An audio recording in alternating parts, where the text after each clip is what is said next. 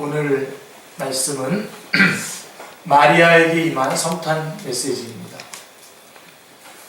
어머니가 자식이 잉태된 것을 가장 먼저 알게 되듯이 오랫동안 기다리던 구세주 탄생의 소식이 예수님의 어머니로 택함받은 마리아에게 가장 먼저 전해졌습니다. 엘리사벳이 하나님의 능력으로 수태한 지 6째 달이 되었습니다. 천사 가브리엘은 하나님의 보내심을 받아서 갈릴리 나사렛 동네에 찾아왔습니다. 나사렛은 삼면이 산으로 덮여 있어서 공기가 맑고 오염되지 않은 시냇물이 흐르는 한적한 시골이었습니다. 이곳 사람들은 세상에 때묻지 않고 순박하고 인정이 많았습니다. 바로 이곳에 평범한 시골 처녀 마리아가 살고 있었습니다. 마리아는 가난한 목수지만 뼈대 있는 다윗 가문의 요셉과 정혼을 하였습니다. 당시 유대의 결혼 풍습은 정혼을 하게 되면 법적으로는 부부이지만 혼례식을 올리기까지 1년 동안 순결을 지켰습니다. 서로 그 기간 동안에 살펴보면 3단계로 결혼했어요. 그래서 어렸을 때 부모님끼리 약속을 해요. 그리고 장성해가지고 두 번째 단계로 본인들이 오케이를 하면 정원이 되는 겁니다. 법적으로. 그리고서 1년 후에 결혼식을 하는 3단계로 이렇게 결혼하는데요. 성경은 이와 관련해서 두 가지를 강조하고 있습니다. 자, 마리아가 다윗의 자손 요셉과 정혼을 했다는 것과 마리아가 순결한 처녀라는 사실입니다. 이 두 가지를 성경이 지금 강조하고 있는 것입니다. 이런 것들을 붙잡으셔야 됩니다.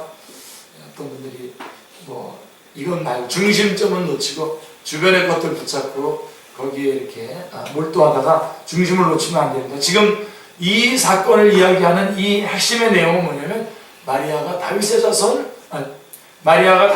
요셉과, 마리아도 다윗의 자손입니다. 다윗의 자손 요셉과 정혼을 했다는 것과 마리아가 순결한 처녀라고 하는 사실을 말씀하고 있는 것입니다. 이것은 메시아에 대한 예언의 성취 면에서 아주 중요합니다. 너무나 중요합니다. 하나님은 다윗의 후손 가운데서 메시아를 주시겠다고 약속하셨습니다. 사도행전에 보면 이 말씀을 잘 설명해 주고 있거든요. 또한 메시아가 처녀의 몸에서 탄생할 것을 이사야서 7장 14절에서 말씀해 주고 있습니다. 그러므로 마리아는 법적으로는 다윗의 후손인 요셉의 아내요, 육체적으로는 몸과 마음이 깨끗한 처녀로서 메시아를 낳을 수 있는 준비가 되어 있었습니다. 이러한 준비 외에도 마리아는 몸과 마음이 세속에 물들지 않는 경건한 여인이었습니다. 또한 언제든지 하나님의 뜻에 순종할 수 있는 순종적인 여인이었습니다. 요한복음 2장에 제가 아주 즐겨서 하는 설교 말씀 중에 말씀이 요한복음 2장에 있는 말씀인데요. 요한복음 2장에 보면 가나의 혼인잔치에서 한참 잔치가 무르익어서 흥이 돋을 때에 포도주가 떨어졌습니다. 이때에 마리아는 들레지 아니하고 주인의식을 가지고 조용히 이 문제를 해결하고자 하였습니다. 그래서 이 문제를 들고 누구에게로 갔습니까? 예수님께로 갔습니다.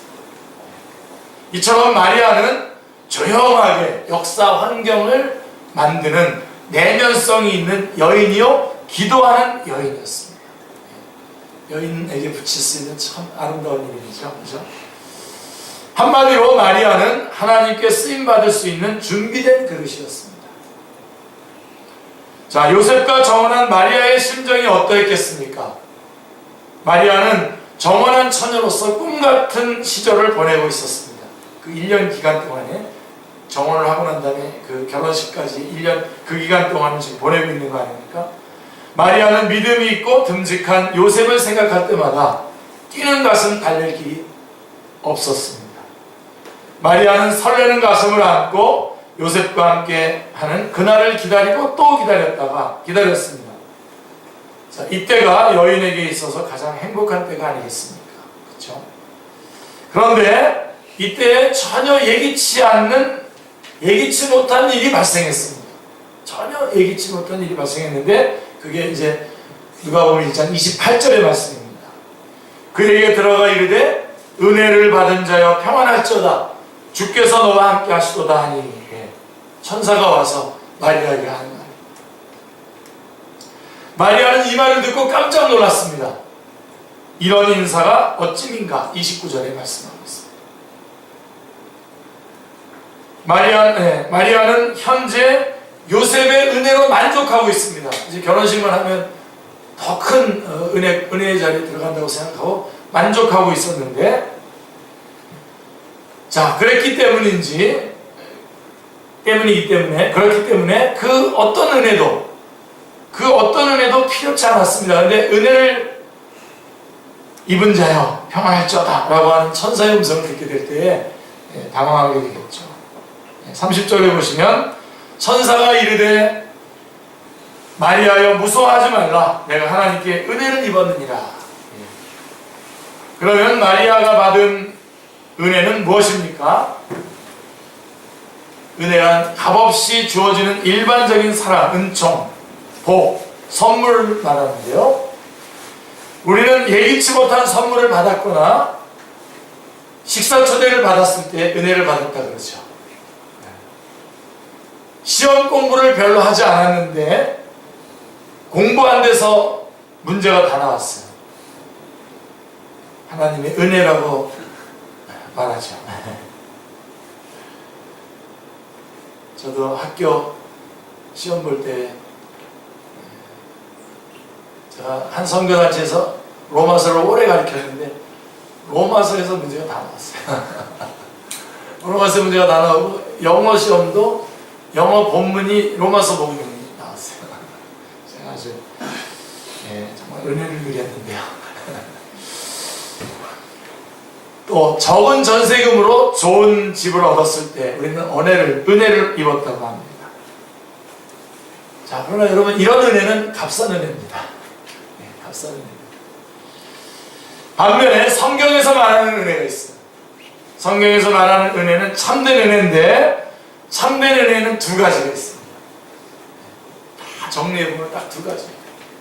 뭐 더 이렇게 벌릴 수도 있는데 두 가지를 알 수가 있습니다. 하나는 구원받은 은혜. 아멘 안 하세요? 아멘. 구원받은 은혜. 그 다음에 또 하나는 하나님께 쓰임받는 은혜. 이 두 가지. 대부분 첫 번째 은혜는 누리시면서 두 번째 은혜는 거절하시는 분들이 참 많으신 것 같은데 구원받은 은혜와 하나님께 쓰임받는 은혜. 이 두 가지입니다.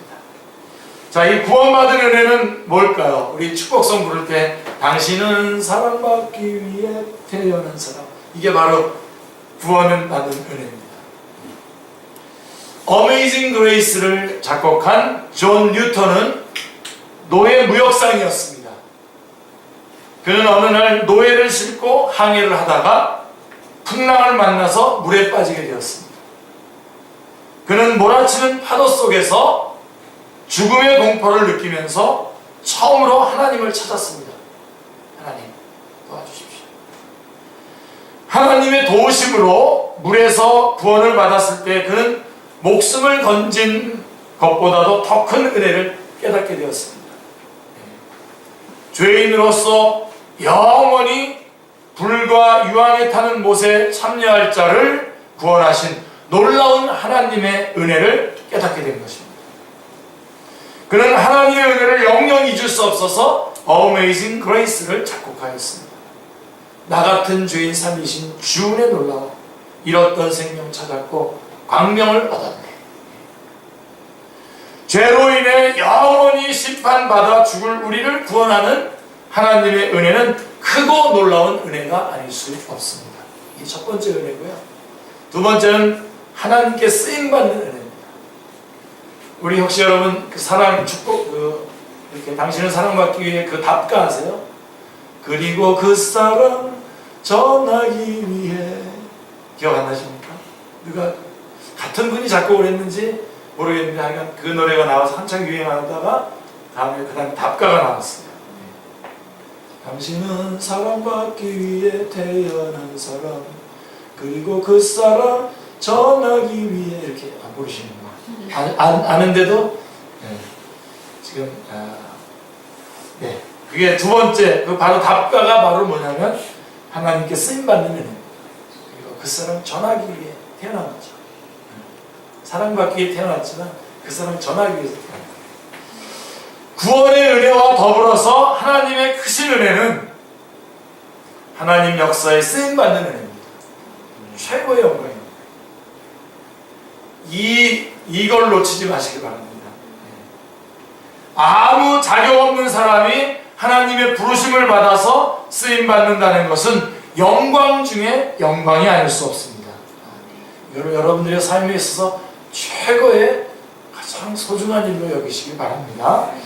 열왕기서나 여러분들이 역대서 같은데 이렇게 보면은 성전에서 섬기는 사람들의 이름이 쭉 나옵니다. 우리가 뭐 참 이상하게 생겨서 이름도 잘 외우기 어려운 그런 많은 이름들을 쭉 나열해 놓고 있습니다. 그 중에는 제사장뿐만이 아니라 악기로 하나님을 찬양하는 사람들의 이름도 쫙 나옵니다. 그 다음에 또 곡간을 맡아서 관리하는 사람들의 이름도 나옵니다. 그리고 성전 문을 지키는 문지기까지 그 이름이 자세히 기록되어 있습니다. 왜 그렇게 했을까? 자, 이들은 세상에서 볼 때에 별 볼 일 없는 사람들입니다. 그런데 성경에 이들의 이름이 기록된 것은 어떤 모양이든지 하나님께 쓰임받는 것 자체가 영광스러운 일임을 말씀해주고 있는 것입니다. 놓치지 마십시오. 예배당을 청소하고 예배 준비를 돕고 악기로 하나님을 찬양하고 헌금을 걷고 식당에서 섬기고 하는 등의 이런 작은 일은 작은 일처럼 보이지만 하나님 앞에서는 귀하고 아름다운 일입니다. 하나님은 우리가 주님을 위해 드리는 모든 수고를 하나도 남김없이 다 하늘나라의 생명책에 빌립보서 4장 3절 저는 이 기절은 읽고 싶어요.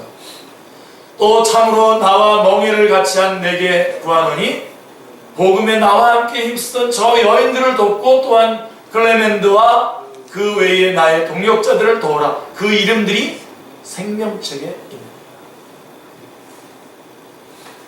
물론 해석을 정확하게 한다면 그들이 구원받은 사람들 중에 하나다라고 하는 뜻으로 생명책에 기록됐다라고 해석을 해야 되지만 이렇게 해석해도 무난하다고 생각합니다. 그들이 열심히 돕고 작은 일이라고 해서 아무도 봐주지 않던 일들을 했던 그 일들이 생명책에 기록되어 있다라고 이렇게 해석해도 무난합니다. 저는 그렇게 굳이 해석하고 싶습니다. 그리고 말라기서에 가보면은 기념책이 나오는데요. 하나님 앞에 있는 기념책에 다 기록되어 있다고 했습니다. 그때 여호와를 경외하는 자들이 피차의 바람에 여호와께서 그것을 분명히 들으시고 여호와를 경외하는 자와 그 이름을 존중히 여기는 자들을 위하여 여호와 앞에 있는 기념책에 기록하였다.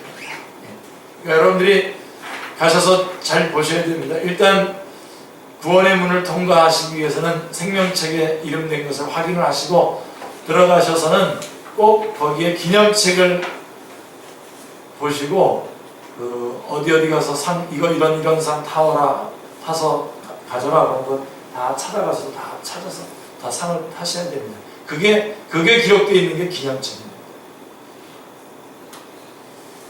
그냥 천국 그러면 이렇게 나가면서 맨날 무료하게 이렇게 다니는 거 그렇게 생각하시면 안 됩니다. 천국은 자연계입니다, 여러분.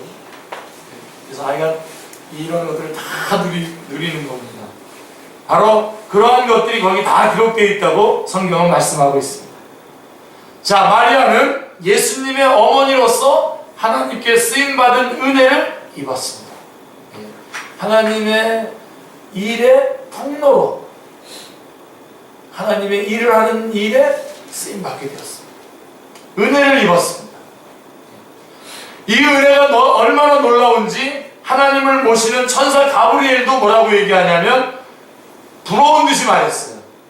부러운 듯이. 은혜를 받은 자야. 그런데 이 은혜가 시골 처녀 마리아에게 임하는 것입니다. 만일 마리아가 이런 은혜를 받지 않았다면 어떤 인생을 살았겠습니까? 여러분들에게도 한번 적용을 해보세요. 여러분들이 이렇게 예수님을 만나고 주님께서 이렇게 귀한 사명을 맡기셔서 하나님의 일꾼으로 쓰임을 이렇게 받고 있지 않다면 어떤 인생을 살았겠습니까? 자, 마리아는 요셉과 결혼하여 단란한 가정을 꿈꾸고 요셉을 위한 평범한 주부가 되었겠죠. 예, 평범한 주부가 되었겠죠. 사명이 없는 주부의 인생을 생각해 보십시오. 매일 자녀들과 씨름하고 저녁마다 TV 연속극을 보면서 눈물을 흘리고 쭈글쭈글 해지는 피부와 흘러나오는 아랫배를 막기 위해서 몸부림치는 삶을 아마 살았을 것입니다.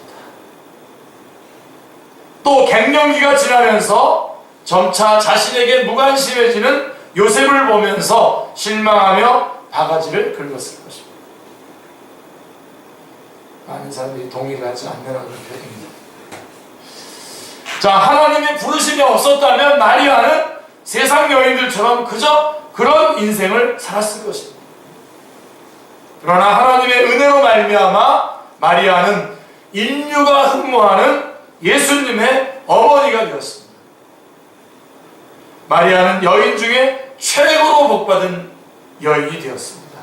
아멘. 하나님의 일에 쓰임을 받았다는 그런 의미인 것입니다. 이처럼 하나님은 평범한 사람을 들어서 비범하게 쓰십니다. 별 볼 일 없는 사람들을 부르셔서 별과 같은 인생을 살도록 하셨습니다. 하나님은 75세의 무명의 아브라함을 부르셔서 복의 근원이요 믿음의 조상으로 삼으셨습니다. 구속사의 통로로 삼으셨습니다. 예수님은 갈릴리 촌 사람들을 제자로 부르셨습니다. 그들이 예수님의 제자가 되어서 예수님을 따르는 인생을 살았을 때에 세계를 변화시키고 교회의 털을 놓는 위대한 사도들이 되었습니다.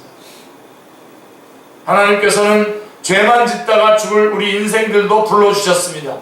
자격 없는 우리를 충성되게 여겨서 천사도 흠모할 만한 귀한 일꾼의 직분으로 우리를 삼으셨습니다. 귀한 직분을 맡겨주셨습니다. 우리에게 양떼들의 생명을 맡기시고 모든 종족과 나라들을 맡기셨습니다. 우리에게 임한 놀라운 하나님의 은혜를 찬양합니다. 할렐루야. 이처럼 은혜만 생각하면 항상 감동이 밀려옵니다. 그런데 하나님께 쓰임받은 은혜에는 오늘 잘 들으십시오. 이거 꼭 붙잡으십시오. 감동만 있는 것이 아니에요. 그에 따르는 희생과 아픔이 있습니다. 아멘? 꽉 붙잡으십시오. 이걸 붙잡고 절대로 기독교를 잘못되게 드러내지 않기를 바랍니다. 호도시키지 않기를 바랍니다. 은혜가 크면 클수록 그의 희생도 큽니다. 그에 따르는 희생도 큽니다. 하나님은 아브라함을 복의 근원이요 열국의 아비로 삼으셨습니다. 그리고 이를 위해서 본토 친척 아비의 집을 떠나라고 말씀하셨습니다. 자, 여기에는 자기중심적이고 아기자기한 잔재미를 부인해야 하는 아픔과 희생이 있습니다. 아멘. 자기중심적이고 아기자기하게 이런저런 잔재미를 주는 그런 잔재미들을 포기하는 희생이, 아픔과 희생이 있습니다. 마리아가 예수님의 어머니로서 살기 위해서는 막달라 마리아가 옥합을 깨고 향유를 예수님께 부은 것처럼 요셉과의 그 소박한 꿈을 깨야 했습니다.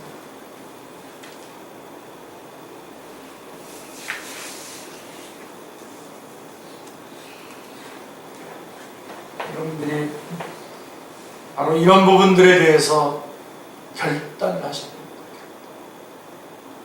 요즘에 가장 무섭게 가정은 막 해체되면서 또 한편으로 또 무섭게 가정을 해체시키는 그것도 사탄의 역사인데 또 동시에 전혀 반대편에서 또 사탄의 역사, 가정주의로 가다. 가정주의. 여러분, 남편과 아내가 서로를 가장 사랑하고 가장 존경할 수 있는 게 뭡니까? 그가 하나님 앞에 귀하게 쓰임받는 것이 너무나 자랑스럽다. 그가 나의 남편이고 그가 나의 아내라는 것이 가장 자랑스럽고 가장 사랑스러운 것이어야죠.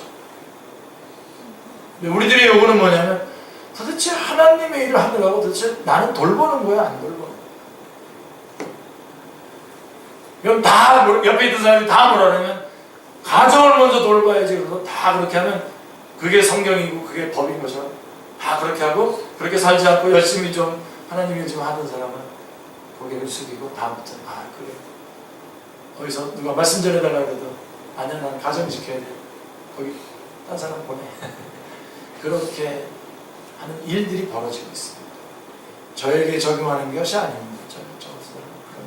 그런 데 해당도 되지 않습니다만은 여러분, 그런 면에서 그래서 여러분 결혼할 때 바로 그런 사람은 결혼, 그거를 가장 큰 가치로 여기는 사람들끼리 결혼을 해야 하나님께 쓰임받는 것으로서. 여러분, 전 주기철 목사님 사모님, 당신 여기 있다가 이제 너무나 힘들어서 가정 이거 이제 하나님 부인할까봐 가서 으름장을 놓지 않습니까? 그 주광조 장로님의 그 글을 보면 아예 나올 생각하지 말라고. 요즘에 그런 가정에서 그런 얘기한다면 큰일 나죠. 어떻게 그럴 수? 그래서 저는 결혼들을 쓱쓱 하시는 거 보면 대단한 것 같아요. 어떻게 그런 가치관이 서로 같이 확립이 안 됐는데도 어떻게 쓱 만나서 쓱 좋다고 쓱 들어가고 그러시는지 모르겠어요. 다 하긴 된 거죠. 여러분, 우리 그리스도인들이 그렇게 하지 않으면요, 사탄이 얼마든지 가지고 옵니다. 그 가정을. 그리스도인끼리 만나서 결혼했는데도 그 가정의 방향을 완전히 딴 데로 다 끌어버립니다. 주님의 일을 더 효과적으로 하기 위해서 주님께서 이렇게 결혼을 시켜줬는데, 결혼을 하는 동시에 하나님의 일을 완전히 서로를 상승시켜줘야 되잖아요. 주님의 일. 서로 까먹는다. 나 때문에 교회 못 가게, 서로 신앙 못하게. 이 기사는 내가 먼저 내 젊은 시절 다 이렇게 지나갔다고, 주님을 위해서만 살았다고. 여러분, 젊은 시절 주님을 위해서만 산 것이 얼마나 영광스럽습니까? 근데 그거를 아주 기가 막힌 일을 경험한 것처럼, 기가 막힌 일을 당한 것처럼 하는 게, 더 많이 얘기하지 않겠습니다. 그 부분에 대해서.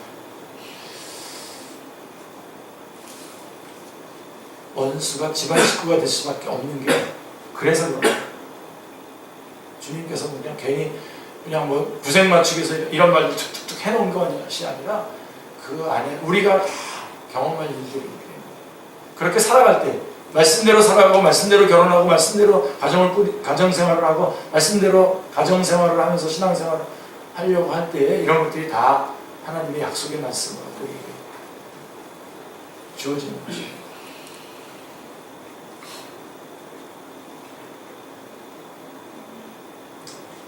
또한 처녀로서, 이 마리아는 또한 처녀로서 아기를 배웠다고 하는 갖은 오해와 비난을 받아야만 했어. 뿐만 아니라 철저하게 예수님 중심의 삶을 살아야 합니다. 나중에는 자식이 십자가에 못 박혀 처형되는 모습을 지켜보아야겠어요. 이거는 정말 못 지켜보는 겁니다. 저는 못 보겠더라고요. 이는 칼이 그 마음을 찌르는 듯한 아픔이었습니다. 이처럼 마리아는 예수님의 어머니로서 많은 고난을 받았습니다. 그러나 이런 고난은 의미 있는 고난입니다. 예술가가 아름다운 예술을 창조하기 위한 진통이요, 진주조개가 살속으로 파고든 모래알갱이를 감싸 안고 자신의 살을 깎아서 진주를 만드는 아름다운 고난입니다. 세상에서 당하는 고난은 사람을 슬프게 합니다. 그러나 예수 그리스도를 위해서 받는 고난에는 기쁨이 있습니다. 할렐루야. 이러한 고난은 우리의 믿음을 강건하게 하고 새 생명을 탄생하게 합니다. 하나님께서 쓰신 위대한 종들은 모두가 고난의 종이었습니다. 성경에 계속 읽어보면 하나님께서 쓰신 일꾼들이 모두 다 고난받은 종들인데도 불구하고 거기에서 어떻게 그렇게 번영에 관한 그런 메시지를 뽑아내서 전하고 아멘하고 그렇게 됐다고 간증하고 그러는지 전 모르겠습니다만은, 그게 기독교인지는 모르겠습니다만은, 여러분 성경에 나와 있는 하나님께 쓰임받은 위대한 종들 모두가 고난의 종이었습니다. 아브라함, 모세, 다윗, 사도 바울, 어느 한 사람도 고난 없이 위대하게 쓰임받은 사람은 없습니다. 물론 그분들 안에서 역사하신 하나님을 찬양합니다. 그분 하나님께서 그렇게 하셨죠. 우리는 예수님의 제자로서 여러 가지 인생의 고난과 훈련을 받습니다. 늘 하나님의 말씀에 순종하고자 애쓰고, 또한 영광스러운 주님의 일꾼의 직분을 감당하기 위해서 많은 수고를 합니다. 자기 자신을 위해서는 제대로 쓰지 않으면서도 영혼들에게는 최고의 것으로 섬깁니다. 자기는 이렇게 벌벌벌 떨면서도 저 친구가 정말 이 책 한번 읽었으면 좋겠다. 막 선물하고 막 그런 그런데 이런 수고와 헌신을 해도 영혼들은 다 떠나가죠. 이제 우리 조금 내년쯤 되고 좀 지나면 다시 전에같이 이렇게 그룹핑이 될 텐데, 지금은 그룹핑이 지금 되지 않고 있습니다. 신입반도 있어야 되고 그렇게 되는데, 그렇게 해서 여러분들이 열심히 섬겼는데 조장이 돼서 혹은 여러분들이 목자가 돼서 이렇게 섬기는데도 가요? 안녕히 계시고 자기에게 무슨 일이 있으면 그냥 쓱 떠나버립니다. 이 외에도 사명을 감당하고자 남모르는 아픔을 겪게 됩니다. 우리는 이런 고난에 대해 할 말이 참 많습니다. 그럼에도 우리가 왜 이렇게 희생을 하는 것입니까? 희생을 안 하신 분들은 이 말씀이 적중하지 많이 이렇게 감격적으로 다가오진 않겠지만, 왜 그럼에도 불구하고 우리는 왜 이렇게 희생을 하는 것입니까? 이는 우리에게 주어진 직분이 가장 영광스러운 직분입니다. 다니엘 12장 3절은 말합니다. 지혜 있는 자는 궁창의 빛과 같이 빛날 것이요, 많은 사람을 옳은 대로 돌아오게 한 자는 별과 같이 영원토록 빛나리라 말씀하고 있습니다. 할렐루야. 네. 주와 복음을 위해서 우리가 드린 수고는 결코 헛되지 않습니다. 네. 28절은 은혜를 받은 자여 평안할지어다 라고 말씀하고 있습니다. 비천한 우리를 들어서 하나님의 일꾼 삼으시는 하나님께 감사와 찬양을 드립니다. 할렐루야. 네. 자, 그러면 마리아의 몸을 빌어서 탄생하실 예수님은 어떤 분이십니까? 첫째로 예수님은 구원자가 되십니다. 31절에 누가복음 1장 31절에 보라 내가 잉태하여 아들을 낳으리니 그 이름을 예수라 하라. 마태복음 1장 21절에 말씀과 같죠. 천사는 수태하게 될 아기의 이름을 예수라고 짓도록 하였습니다. 예수라고 하는 이름의 뜻은 구원자라고 하는 뜻입니다. 마태복음 1장 21절이 말씀하고 있죠. 예수님은 이 땅에 죄의 문제를 해결하시려고 오셨습니다. 인간 사회를 살펴보면 많은 문제들이 있습니다. 전에 있었던 9.11 테러를 기점으로 해서 이슬람과 기독교 문명이 더욱 강하게 지금 충돌하고 있고요. 한쪽에서는 너무 많이 먹어서, 오늘 우리 이영환 집사님 기도해 주신 것처럼 한쪽에서는 너무 많이 먹어서 비만으로 고생하는데, 다른 한쪽에서는 먹을 것이 없어서 굶어 죽어가고 있습니다. 가정에서는 폭력과 이혼 문제가 심각하고 청소년들은 마약과 정력으로 깊이 병들어가고 있습니다. 이런 문제들을 자세히 살펴보면 결국은 다 그 원인들을 찾아서 깊숙이 들어가면 결국은 죄와 죽음의 문제라고 하는 것을 우리가 알 수가 있습니다. 인간은 죄 때문에 행복의 동산 에덴을 잃어버리고 유리방황하는 인생을 살게 되었습니다. 끊임없는 죄로 인해서 탄식합니다. 구원받은 성도들조차도 내면 속에 있는 죄의 찌꺼기로 인해서 고통을 합니다. 우리는 하나님 예수님의 온유함과 겸손을 배우고자 몸부림치지만 때로는 티끌 같은 작은 문제로 인해서 화를 내고 분해할 때가 있습니다. 한 번 분을 내면 잔잔했던 내면은 헝클어진 머리처럼 되어서 마음이 혼란스럽고 기쁨과 평강을 잃어버리고 지옥처럼 변하게 됩니다. 받은 사명도 이건 내가 아닌가 하면서 많이 힘들어지게 됩니다. 또한 교만과 정욕으로 고통할 때가 많습니다. 하나님께 가까이 가면 갈수록 시꺼먼 죄인임을 고백하지 않을 수 없습니다. 사도 바울은 고백합니다. 오라 나는 곤고한 사람입니다. 이 사망의 몸에서 누가 나를 건져요? 로마서 7장 24절에서 말씀하고 있습니다. 이처럼 구원받기 전이나 구원받은 후에나 우리를 고통스럽게 하는 것은 죄입니다. 이렇게 크고 심각한 인간의 죄 문제를 누가 해결할 수 있습니까?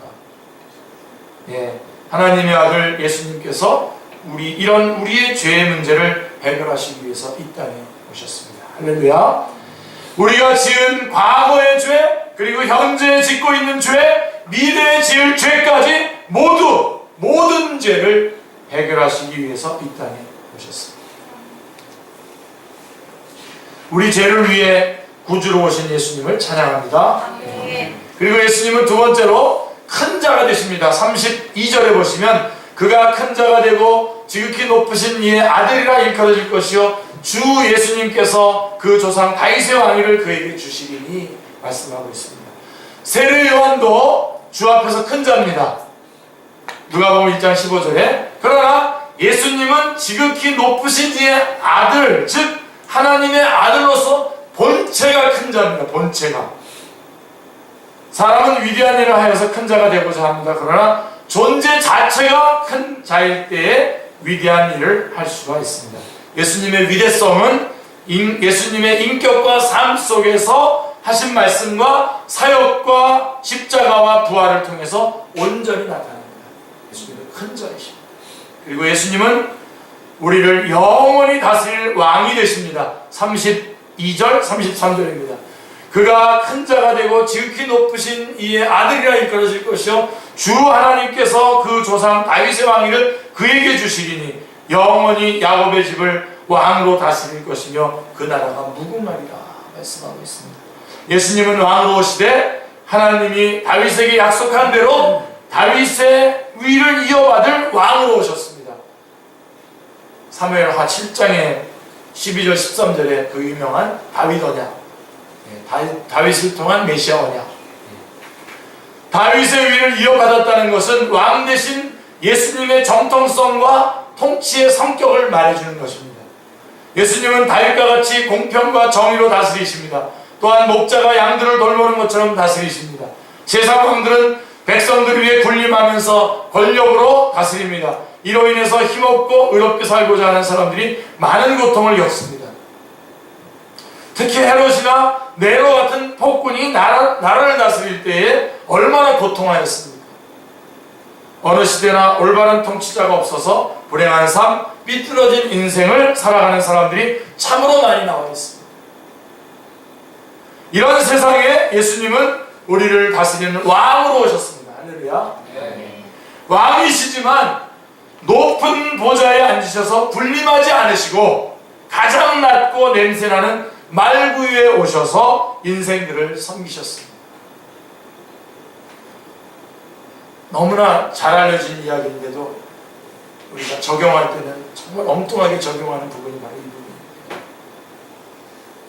그분은 왕으로 오셨지만 말구 위에서, 왕이시지만 말구 위에 오셔서 그러한 섬김의 삶을, 섬김으로 왕의 사명을 감당하셨습니다.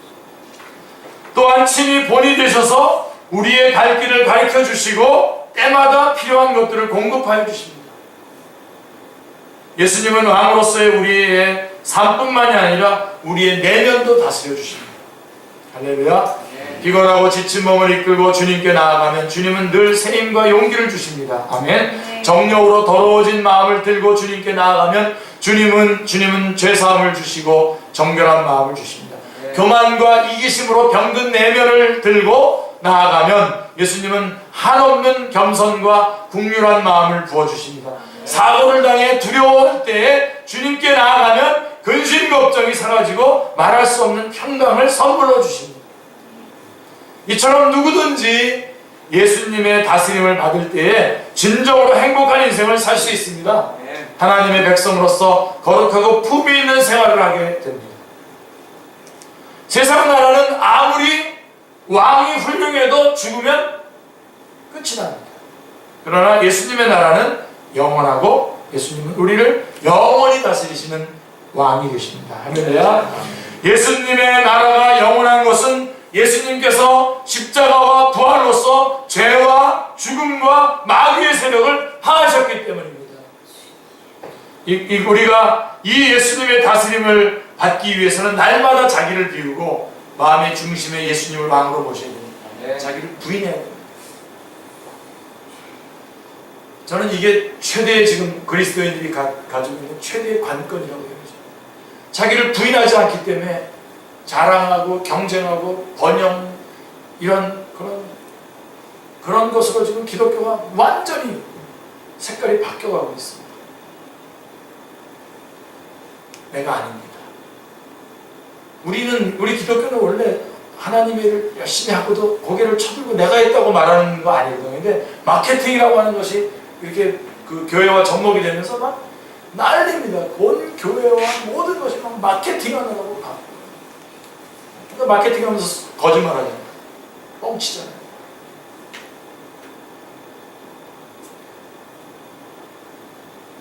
자기 부인해야 돼요. 우리는 열심히 일을 하고 와서도 주님 앞에서 누가복음 17장의 말씀처럼 무익한 존입니다. 무익한 존입니다. 이렇게 말할 수 있어요. 내가 왜 무익한 존이야? 내가 어제 이거 내가 만들어 놓은 건데 내가 시작한 건데 이게. 그래서 뭘 어쩔 때 내가 시작해서 어쩌겠다는 겁니까? 아니에요. 그래서 막 그래가지고 막 그냥 정말 이름 없이 밑도 없이 일하는 사람들의 마음을 그나마 그것도 버텨내려고 힘든데 그 마음을 한 번 더 박살을 내버립니다. 그 박살을 내더라도 또 감당을 또 하긴 해야 되겠습니다만 오늘도 여러분 우리 축제교회는 뭐 정말 그러셔야 됩니다. 주님이 하셨습니다. 저는 아무것도 아닙니다. 아니 여러분의 마음이 그렇게 나는 내가 했어라고 하는 것이 올라오더라도 아예 표현을 하세요. 내가 한 게 아닙니다. 하나님이 하셨습니다. 하나님이 은혜입니다. 헌금을 내더라도 하나님의 거예요. 그 싸움을 해내야 되는데 바로 우리가 이 예수님의 다스림을 받기 위해서 우리는 날마다 자기를 비우고 마음의 중심에 예수님이 왕이셔야 돼요. 내 마음의 왕자예요. 예수님의 세이비어 정도가 아니라 로드, 주님으로 우리 가운데 계십니다. 하나님 예수님 중심이 되어야 됩니다. 그분이 주인이고 나는 종이 되어야 합니다. 우리가 날마다 예수님을 나의 왕으로 모시고 다스림받는 생활을 할 수 있기를 기도합니다. 자, 34절을 보십시오. 천사의 말을 들은 마리아는 자신은 남자를 알지 못하는데 어찌 아이를 뵐 수 있느냐고 물었습니다. 이에 천사는 성령님이 내게 임하시고 지극히 높은 이의 능력이 나를 덮음으로 하나님의 아들을 낳을 것이다 라고 설명해 주었습니다. 여러분, 마리아는 처녀의 몸으로 잉태한다는 것은 인간의 이성으로는 이해할 수 없는 신비에 속한 일입니다. 마리아가 처녀의 몸으로 잉태한다는 것은 인간의 이성으로는 이해할 수 없는 신비에 속한 일입니다. 그러나 성령님이 임하고 천지를 창조하신 하나님의 능력이 임할 때에 이성을 초월한 불가능한 일도 능히 이루어집니다. 아멘. 천지를 창조하실 때에 성령님이 역사하셨고 예수님이 탄생하실 때에도 성령님이 역사하셨고 인간이 구원받을 때도 성령님이 역사하셨습니다. 새 생명이 잉태되는 곳에는 항상 성령님이 계십니다. 한 영혼이 죄를 회개하고 구원받는 것은 처녀가 잉태하는 것만큼 힘든 일입니다. 성경은 이것을 같은 퀄리티라고 얘기합니다. 우리가 죄악 가운데서 구원받는 것과 예수님께서 부활하신 것, 이 처녀가 잉태하여 아들을 낳는 이것이 다 같은 그런 신비한 일인 것을 말씀해주고 있습니다. 참 힘든 일인데 성령님이 역사하실 때 놀라운 생명의 역사가 일어납니다. 천사는 마리아에게 믿음을 심기 위해서 엘리사벳의 예를 들었습니다. 36절 37절에 보시면 보라 내 친족 엘리사벳도 늙어서 아들을 배었느니라. 본래 임신하지 못한다고 알려진 이가 이미 6달이 되었나니 대저 하나님의 모든 말씀은 능하지 못하심이 없느니라. 할렐루야.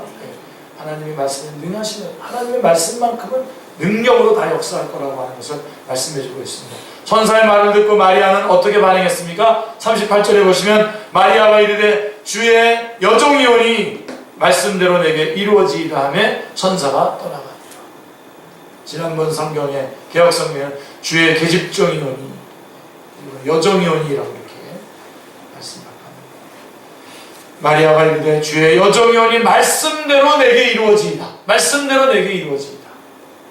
이게 저는 최대의 신앙이라고 봅니다. 말씀대로 이루어지시기를 바랍니다.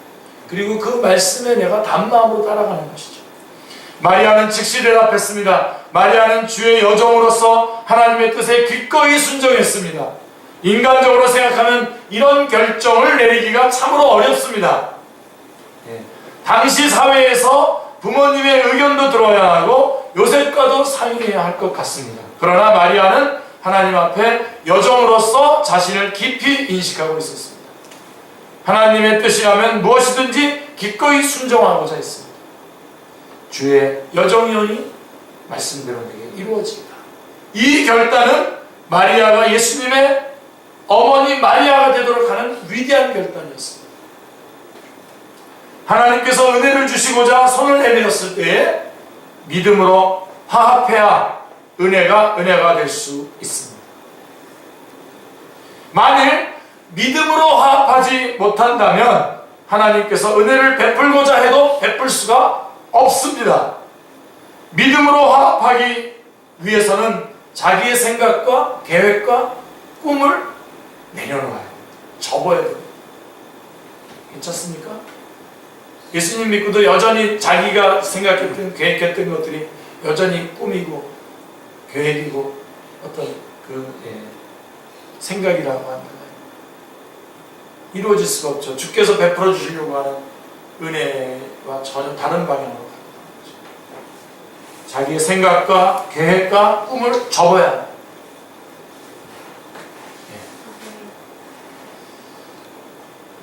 그래서 어느 단계까지 가게 되냐면요, 좀 계획이 없는 것 같은 단계까지 갑니다.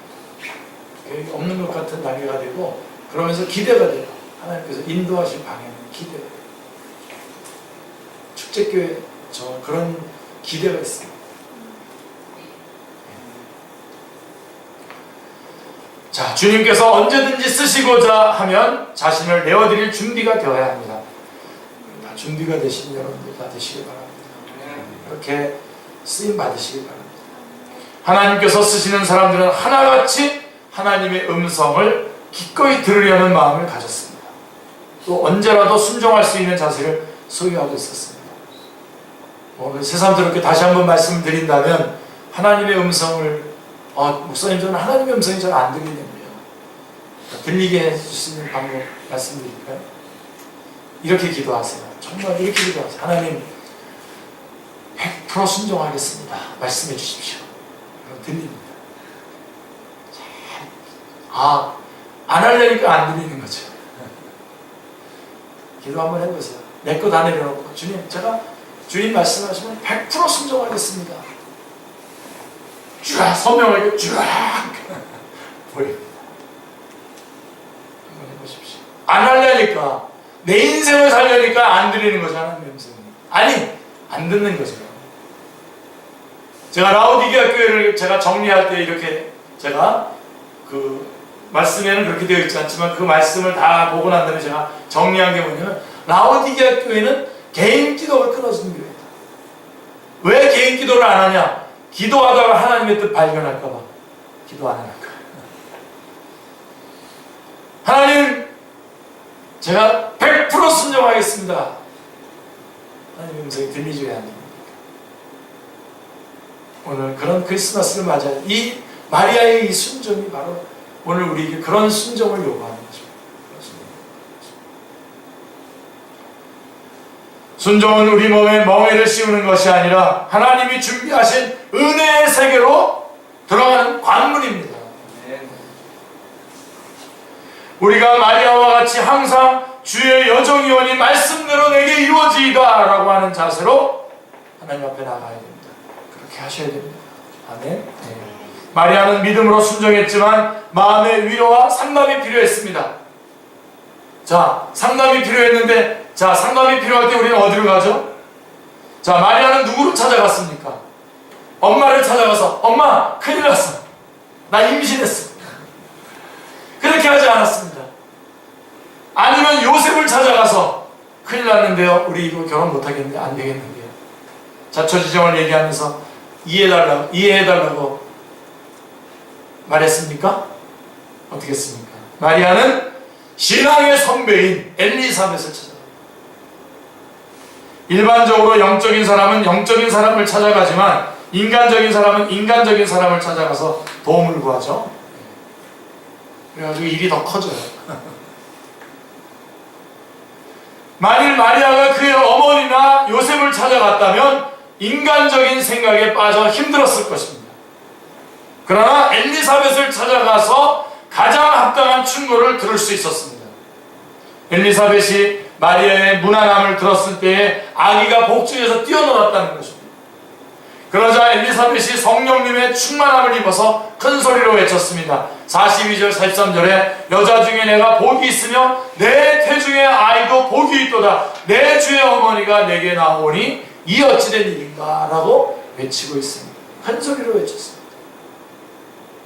엘리사벳은 성령님이 마리아에게 어떻게 역사하셨는가 분별하고 하나님 편에서, 상담자들이 중요합니다. 하나님 편에서 해석하고 카운슬링 해주셨습니다. 그런 마음이 없으면 여러분 카운슬링 하시지 마세요. 아주 제일 어려운 게 뭐냐면 비성경적인 달콤한 상담 때문에 교회가 참 어려움을 겪고 있습니다. 그러니까 강단에서 달콤하게 서로 상담을 해줬기 때문에 강단에서 이거 찍어서 뽑아내서 버려야 될 것들을 찍어내지 못합니다. 딱 하나님 편에 서서 성령님의 인도하심에 따라서 카운슬링 하십니다. 죄송하지만 그 자리에 잘 안 쓰는 게 좋습니다. 안 쓰는 게 좋습니다. 정말 기도해서 감동이 있으면 쓰십시오. 절대로, 그리고 여러분이 먼저 나서서 카운슬링 하지 마십시오. 여러분에게 정말 그런 요청이 있을 때 기도하고 시간을 정하고 하나님 편에 서서 성령님의 인도하심에 따라서 그 문제에 관해서 그 사람보다도 더 마음 아픈 게 기도하고 난다. 그것도 그래서 그렇게 했는데도 이 상담이 취소되기를 간절히 기다리면서, 그래도 취소가 안 되면 할 수 없이 하시길 바랍니다. 제가 왜 이렇게 말하는지 여러분들이 경험해 보신 분은 아실 거예요.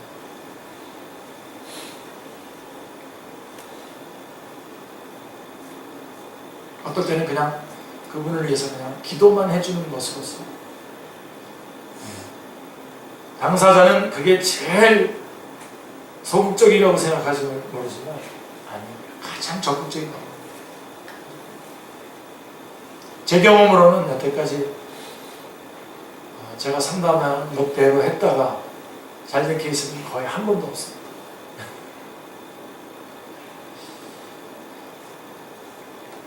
기도해 주고 그분이 하나님에게서부터 응답을 듣도록 인도해 주시는 게 좋죠. 자, 엘리사벳은 바로 그런 부분이 좀 나왔기 때문에 나옵니다. 말했습니다. 또한 자신은 주의 선구자를 잉태하고, 엘리사벳이 말하는 겁니다. 주님의 선구자를 잉태하고 마리아는 주님을 잉태했다고 비교하면서 시기하지 않았습니다. 오히려 딸과 같은 마리아에게 내 주의 어머니라고 하면서 마리아의 믿음의 결단을 축복해 주었습니다. 엘리사벳의 카운셀링을 들은 후 마리아의 심령에 드리워졌던 인간적인 생각이 사라지고 성령의 밝은 빛이 비춰졌습니다. 기쁨과 감사의 찬양이 샘물처럼 터졌습니다. 그래서 마리아가 이르되 46절, 48절에 보면 마리아가 이르되 내 영혼이 주를 찬양하며 내 마음이 하나님 내 구주를 기뻐하였음은 그의 여정의 비천함을 돌아보셨습니다. 보라 이제 오르는 만세의 날을 복이 있다 일컬으리로다 라고 말씀하고 있습니다. 찬양하고 있습니다.